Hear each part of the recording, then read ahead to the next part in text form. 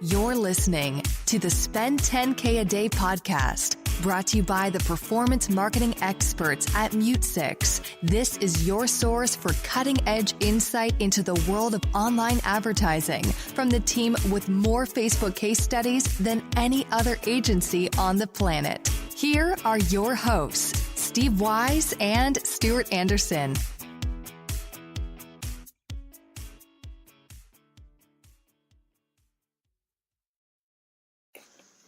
Hey everyone, welcome back to the Spend 10K a Day podcast. Another beautiful day in Southern California. Today we have an awesome guest. We have our Facebook shopping feed expert, Edwin Hermawan. Edwin is also the founder of Snapic, one of the leading Shopify apps for streaming user-generated content into your product feed. Edwin, thanks for joining today, man. Thanks for having me, man. Cool. Well, everyone, our whole audience, they are super excited this holiday season about product feeds. It is the fastest growing, area of Facebook ads for e-commerce sites. It's where the most growth is, and super excited to have you on our podcast just to share your brain. Tell us a little about yourself, your experience, and then tell us a little more about what you're working on with Snapic. Yeah, no, for sure. So my wife and I, we run the company together. We ran an agency for a very, very long time. We did a lot of design development, and then one day we had a client that was super, super big in Instagram and asked us to go into the marketing route. And we were, a little bit hesitant at first, but we got into it. We were one of the first advertisers on Instagram, and we realized that you could really make a lot of money doing this whole social media advertising on Instagram and Facebook. And we always found as your listeners, as you personally probably know, like the action really happens with retargeting, and really where the money is with DPA ads. And so we found that out very quickly, and we made that one of our focuses. That became our primary focus, our primary obsession for a very, very long time. And that's sort of how Snapic was born. Cool. So tell us about the solution that Snapic provides. Obviously, the biggest pain point I feel like in product feeds is, you're taking merchandise, aka merchandise images from your website and putting them into an ad. And maybe those images aren't very, they don't really look the best for ads. They're not going to get someone to stop what they're doing and click over and make a purchase. So tell us how Snapic became this solution for a number of large e-commerce brands to help really increase the click-through rates, increase the conversion rates for on Facebook. Yeah, no, I'd love to do that. So basically what Snapic does is, instead of using your product detail images in your DPA ads, in your product feeds, we use your Instagram images, right? So that pair of shoes that normally when you retarget, it's against the white background. Instead of having that boring image, you have the image of the shoes, the same shoes that are at a party, that are out going somewhere, that shows them in the lifestyle, right? Because for a lot of our brands, like, let's be honest, that's what they're selling. They're selling shoes, of course, but really it's the lifestyle. And so if that's what they're selling, that's the image that they should be using. The second really cool thing that we do, we call it our FOMO feature. So with all of our stores, we keep live track of inventory. And the minute anything gets low in inventory, the ad will live update in the system. The feed will live update, and it'll start saying, only 5 left, only 4 left. Oh, that's cool. And it's a really cool feature. I can't tell you how many times my wife and I, like, we've been in a store, we've been thinking about something, and they're like, hey, this is the last jacket we have in your size. And if I'm on the fence, like, it's a done deal. That's amazing. Wasn't really aware of that feature. So just to clarify, it actually will pull the amount of product left in the SKU and take that amount and put that on inside the ad to almost like show scarcity. All right, we only have 5 left in your size, or it would actually show that somewhere in the ad or in the image, correct? There'll be a little ribbon in the lower left-hand corner that will say only 5 left, only 2 left, and it's updated in real time. We're the only ones doing it. We're the only ones on the market. It's a very sophisticated technology, but we saw the value of it. Wow, that's amazing. It's from a scarcity mentality, like when you're running product feeds, that's an amazing feature.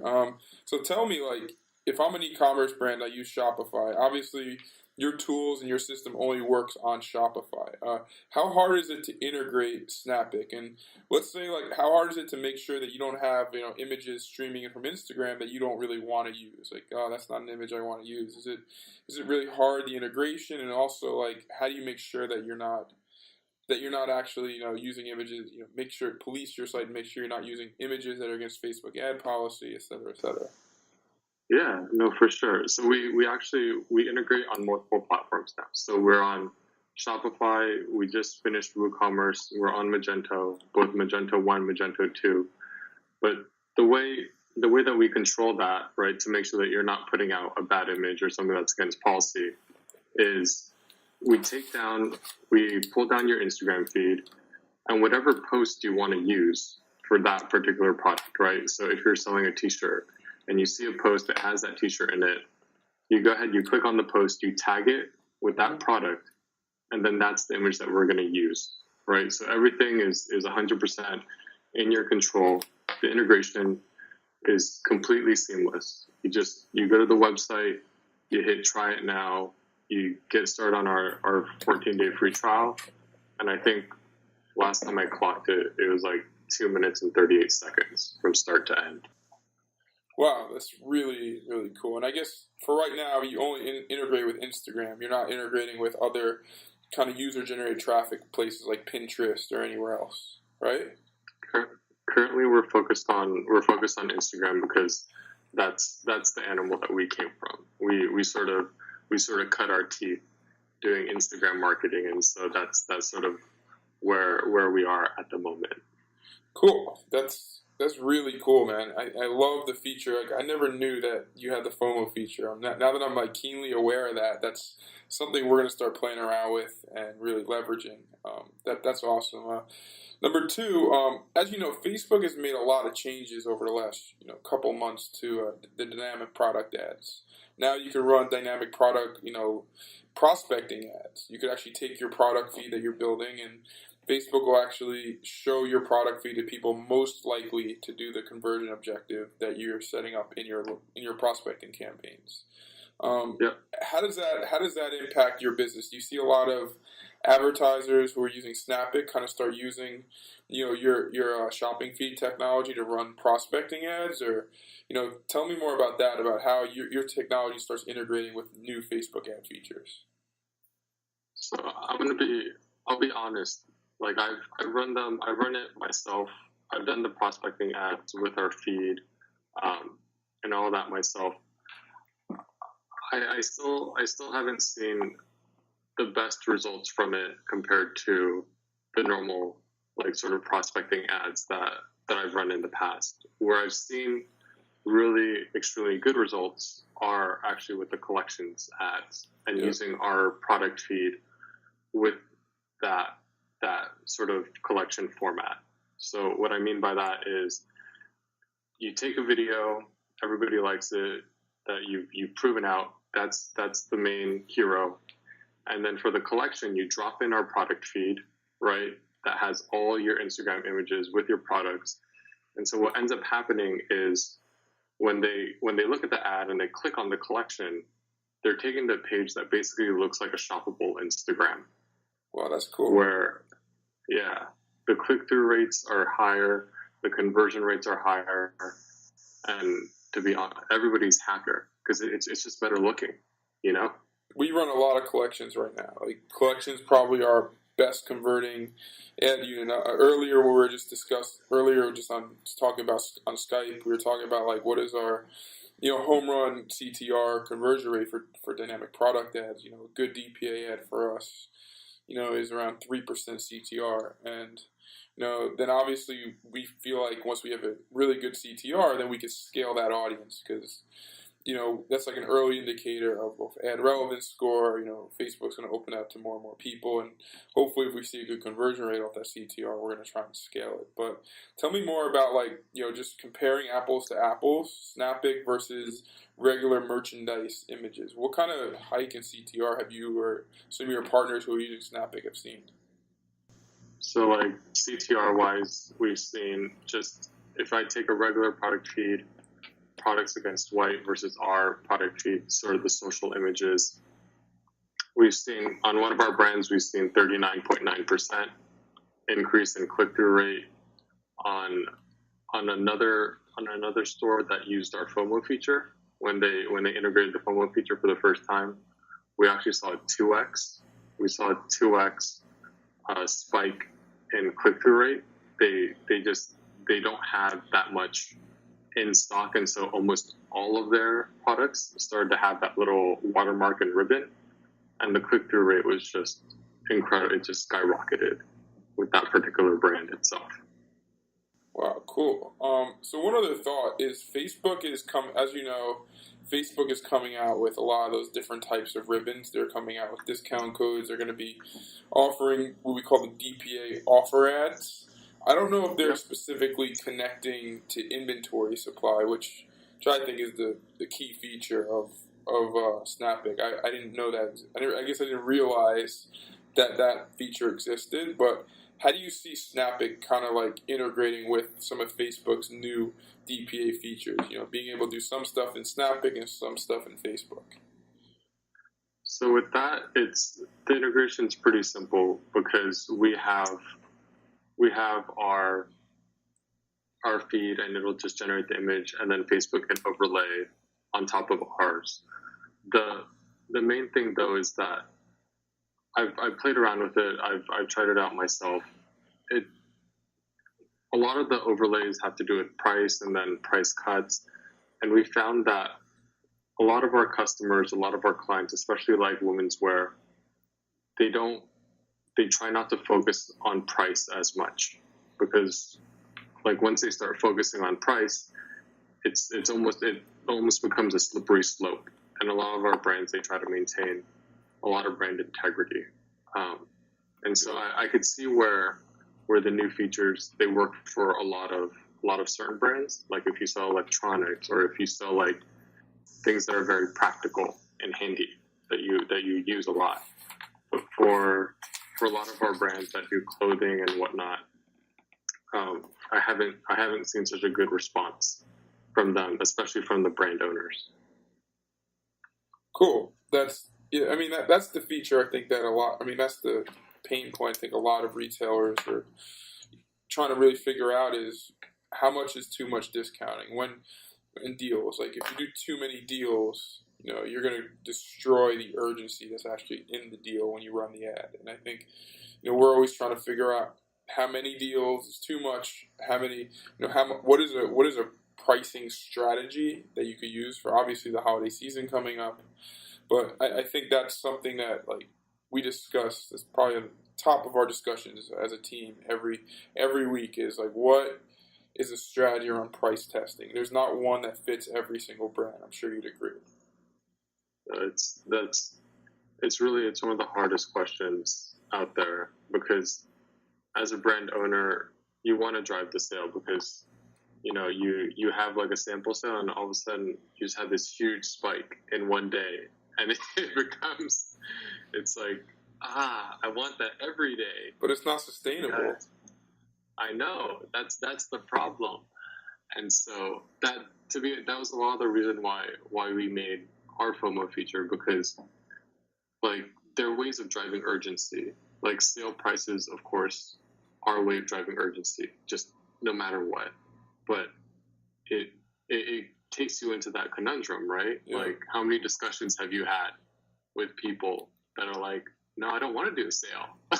No, dude, 100%. You know the parallel analogy that I use? It's I love chocolate chip brownies. Like, I love brownies with walnuts that are really hot. Like you heat them up and there's a chocolate inside. Like I love brownies. There's a bakery in Santa Monica that I go to. Love the brownies there. Okay.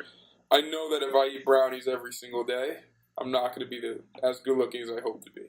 I know that I could only have a brownie, once a month, twice a month, and it's very similar to like running sales and deals. You know that if you eat that brownie too much, you're going to hurt your business. If I eat that brownie too much, I'm going to hurt my body. So I kind of use that parallel analogy of me and my brownies with e-commerce stores and running too many sales and deals. Like you want to make that deal and that sale a magical experience. You want people to see the value, people to really enjoy the experience. But if you run it too much and you keep hoping to get X amount of value out of it, the reality is you're not. And I think that's something that we see is we try to really focus on how do we make products work at scale without doing too many sales and deals.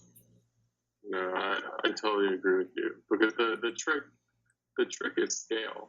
Because the trick is scale and consistency. Because anybody can have a good day, right? Like on Black Friday, everybody has a good day, but right? Yeah. The people that post Black Friday numbers like consistently, if you could post Black Friday numbers consistently, it would be out of this world, right? Yeah, but the reality is every day isn't Black Friday, and I think most of the listeners to this podcast and most of the people I talk to on a daily basis, my closest friends in e-commerce, they all say one thing. They're like, Steve, I want to scale, but I also want what we call predictable revenue. I don't want spikes down, spikes up. Everyone wants to be able to, in some way, shape, or form, make an accurate prediction based on this data, what they're going to do tomorrow, the next day. And I think if you're running too many sales, you make your business very, very, very unpredictable.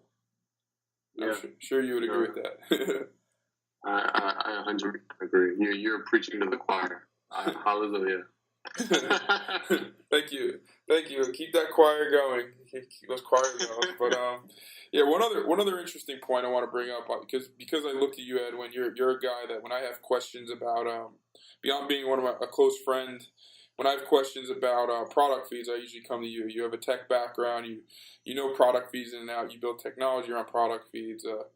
Share with the audience what you think the future of like product shopping feeds is and dynamic products. I know we're getting a lot into building customized product feeds based around editors' picks, time of year. Tell us a little more about strategies around building customized product feeds. The strategy behind building successful product feeds, like as basic as it sounds, is patience, right? So what I mean by that is, if you've ever tried to make a product feed by hand, it is one of the worst experiences ever. You get so frustrated, and if you have to do it on a Friday in the afternoon, you just there's nothing like it, right? No, it's awful. It's not. It's fun. awful. Yeah. What I see as the future of product feeds, of course, is user generated content, right? Because the whole point of you have to think of it like what triggers a DPA ad. Okay, what triggers a DPA ad is that I've either looked at a product, I've added it to cart, all right? And so you think about the customers. You have the customer that's all in and it's going to buy, all right, that person's already sold. You have the customer that's just a looker, all right, that one's lost, don't even think about it. Then you have the one that's in between, right? That's the customer that's looked at it and it's still not sure, okay? What that means is that person is humming and hawing, and they're like, oh, maybe I should, maybe I shouldn't. And really what they need to see, they need it to be relatable, right? If they looked at a jacket and then they see one angle of the jacket, but then they see a photo of someone that looks like them, right? Or lives the same lifestyle as them, or someone that lives an even awesomer lifestyle of them, wearing that jacket, that's what's going to take them over, right? And so, like, user-generated content, it gives them that second sense of perspective, okay? It gives them that second perspective, that second look, and that lifestyle, like je ne sais quoi, like that hard to sort of capture value, right? The second thing that I see that's very, very crazy more has to do with the pixel firing. Yeah. So, for example, if I'm looking at a picture of if I'm looking at the product of a t-shirt, okay, it normally just fires off the product ID of that t-shirt, right? But what if instead of that, I had a pixel fire the product ID of the t-shirt and then 4 other mock product IDs of that same t-shirt at different angles. Interesting. Okay. Tell me more about that. So literally, how would you set something like that up? So literally, it would be, it's very technical, but basically you'd have to hand implement the pixel, and on every product page, you would manually trigger 3 mock product IDs that fire whenever that page gets loaded. And then with those product IDs, you drop those mock product IDs into your product feed, and then you'd associate them. You load the associated images. So if I'm looking at a t-shirt, I have product ID for t-shirt, Mach 1, Mach 2, Mach 3. Okay? That's really the first one might be a lifestyle, right? Yep. And so the first one might be one lifestyle. I'm at the beach. The second one might be a second lifestyle. It's a nightlife scene. The third one will be like, I'm at the park with my dog. But like, it all goes back to that relatability, right? Like, if I'm in the middle of a purchase and I'm not sure, like, it's gotta feel relatable to me and what I aspire to, or what I'm actually living.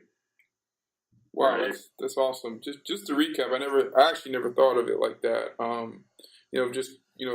Creating one pixeled event for a specific product. So if you're an e-commerce brand, you have, let's say, like 10,000 SKUs. So you're gonna go hand pixel, 2 or 3 products, and then what you're gonna do is you're gonna then kind of code into the product feed 3 different product IDs that you specifically want to remarket to all the people who look at these 3 products. Correct? Right. So the easier example would be if I have a facial product, right? If I have a cosmetic product, and so say it's like an acne product. So it's a 3-step product, and so I have the bundle, right? I have the bundle product. It fires off the product ID. It fires off 3 other mock product IDs. That might be step 1, and it might be attached to a photo that shows step 1 of the process, step 2 of the process, and then step 3 of the process. Right? Wow, so you're building like a remarketing funnel off all the people who just look at one specific product, correct? Yeah. That's interesting. And so that's something, it's something that's incredibly difficult to scale. But if you have a product that is, if you have a limited number of SKUs, then, that's just sort of Friday afternoon with a lot of patience and a lot of brownies. Yeah, there you go. So this is not something you're doing if you have 5,000 SKUs. You're doing this if you're an e-commerce brand with, say, 15 or 20 SKUs, and what you're doing is you're trying to figure out if it's possible to scale something with a very personalized ad experience. You've seen this specific product. Now, I'm going to fire you back a customized product feed based on what you've already viewed. Correct? Yeah, correct. Absolutely. I think a brand like the first brand that comes to mind that could use a strategy like that is like Dollar Shave Club. Dollar Shave Club doesn't have a ton of SKUs, but they have a good amount of SKUs. They have their razors. They have their. The reason why I say that because I just made a purchase off Dollar Shave Club. Literally, I just bought some razors. And, but imagine you're proactive, right? Yeah. And you're selling acne products, and you're retargeting a 17-year-old with acne, and then they get to see, the lifestyle, some before and after photos, something about like how easy it is, and then like a bunch of other stuff. It becomes an immersive experience. Yep. Oh, totally. And I think that's the future. I think the future is of digital marketing. As Facebook gets more data, and as all these other channels get more data, is personalizing the ad experience less around the demographics of the user. Okay, this is an 18, 19-year-old person, but the future, in my opinion, of digital marketing is personalizing the ad experience around the prior user behavior of that user, how they specifically behaved on your website. I don't think there's a technology yet out there that I've seen that actually will, at scale, personalize personalize the ad messages based around the prior user behavior on a website. Similar to what you're doing, Edwin, but doing similar to what you just said you were doing, but that strategy, but at massive scale. And I think there needs to be some deep integrations, and I don't know. That's kind of what I think is the future, and it's exciting, man. We're in a time that's evolving at a rapid pace, and I think augmented reality is another conversation which I'm excited to have with you, man, at some point. But I think that's also the future. Augmented, we could show dinosaurs in the background while we're playing basketball. Isn't that the Apple commercial? Yeah. I mean, if you're interested in the lamp, you want to see how that lamp looks in your bedroom. So can you imagine, that lamp actually being put into your bedroom inside a dynamic product ad? Blow your mind. No, I hope that never happens, because then my life is over. I would just buy so much. I know. Like, could you imagine so many excessive purchases? Could you imagine if every single one of your purchases that you make based around your lifestyle is already mapped into what you're using for the purpose of that purchase? If you're buying a shirt, it's already made for your body. Facebook knows the contours of your body. They're already putting that shirt on your body. You want a lamp, they're already putting that lamp in your bedroom with the light on. And I think that's where it's going. That's the future of marketing, is, taking the use of the product and already augmenting that as a reality before you make the purchase. That would be amazing. That is the future. 100%, that is the future. So people a lot smarter than me who are going to be working on that. a lot smarter than both of us. I don't know, man. You don't give yourself credit. You're a pretty smart dude, man. I appreciate you, Edwin. Once again, I appreciate you taking some time to come on our podcast. Once again, Edwin from Hermawan, Snapic. How do people get a hold of you? How do people download the app? Give a little spiel on like how people get a hold of you, people who are listening to this podcast, or how they download the app. How they download the app, just go to www.snapic.io. That's snappic.io. You install the app, you just hit the try it out button on the website. We give something very, very special that is not available to anybody else. We have a money-back guarantee. What that means is that every month we have a service fee, right? That's your monthly subscription fee. If the app doesn't pay for itself, then you send me an email and I will refund that service fee, no questions asked. Wow. We're the only company in the entire industry, in all of advertising, that even knows the word guarantee. And that's how much we believe in our product. That's how much we believe in DPA. The magical technology of DPA. I love it. It's made a lot of people a lot of money, and it's also made Facebook a lot of money. And I think it's, Edwin, keep crushing it, man. Keep building new technology. Keep building out this ecosystem, man. I appreciate you coming on the podcast. Is there a way to get a hold of you, like maybe for support or if people have questions? Absolutely.